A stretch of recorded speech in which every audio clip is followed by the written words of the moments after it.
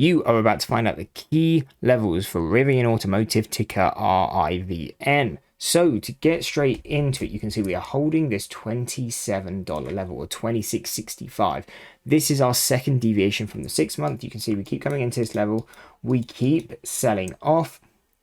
And if we do start to continue this move to the downside, we have a few levels to be paying attention to. So firstly, to cover the anchored VWAPs, we have 2194. This is our quarterly VWAP. So this is anchored from June 1st. And then also at 1866, you have the 1 year anchored VWAP. So this is anchored from January 1st. So those two levels to be paying attention off. I don't tend to trade off of them exactly, but they're nice if they're near deviation levels. So the main supports I'm paying attention to from a deviation standpoint is $20.75 and $20.35, as these are our first deviations from both the 6 month and the 1 year, so a strong layer of support.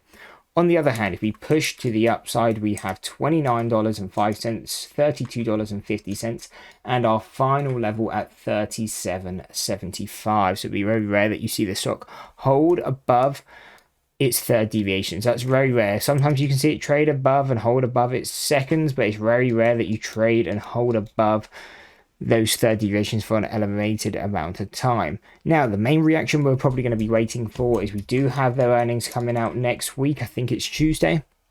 So that's what we're really going to be waiting for. And again, that will give us our sell-off reaction or our buy-up reaction. So that's really what we're going to have to be waiting for the big move. But if we do get a reaction pre-earnings, and again, obviously looking at those supports or these potential resistances, but I would probably be closing out before the earnings, because again, that's always going to be a bit more of a gamble. I hope you guys enjoyed the video. If you did, why don't you check out this video, because you'll probably enjoy that one too.